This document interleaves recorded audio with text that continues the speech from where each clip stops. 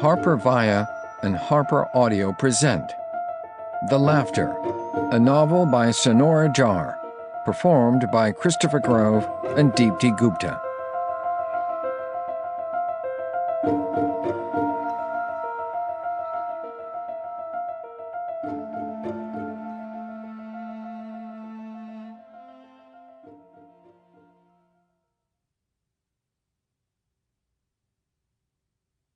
For my son.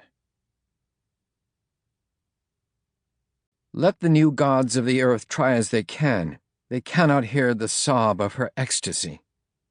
Famida Riaz, The Laughter of a Woman, in We Sinful Women.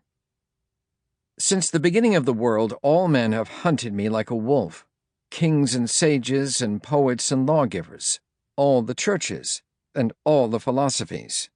But I have never been caught yet, and the skies will fall in the time I turn to bay. I have given them a good run for their money, and I will now. G.K. Chesterton, The Man Who Was Thursday. Chapter 1. It began as lust. It began as lust. That much I will admit. The events and emotions that came after were harder to reconcile. I, Oliver Edward Harding, am not one to trifle with the truth. The thing about truth, though, is that it sometimes reveals itself in the recounting, not in the living.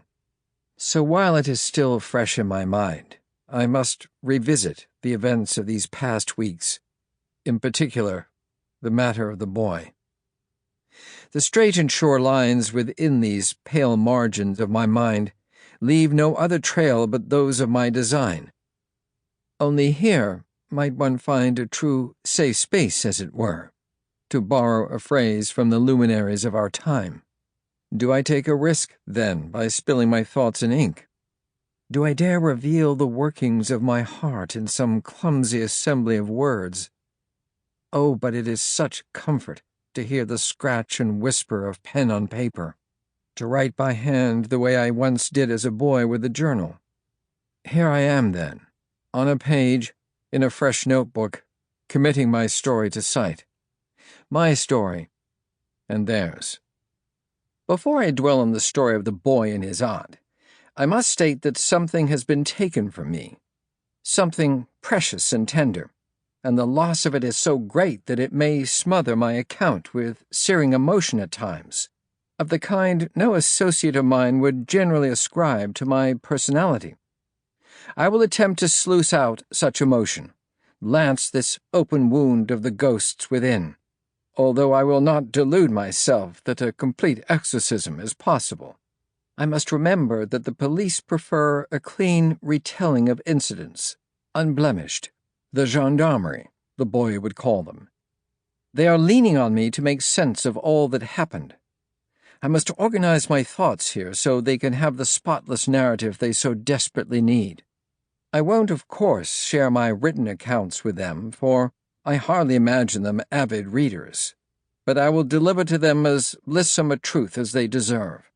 Were it not for their urgent and unannounced visitations multiple times a day, I would have more time to discern the most pressing matter at hand, the matter of the letter.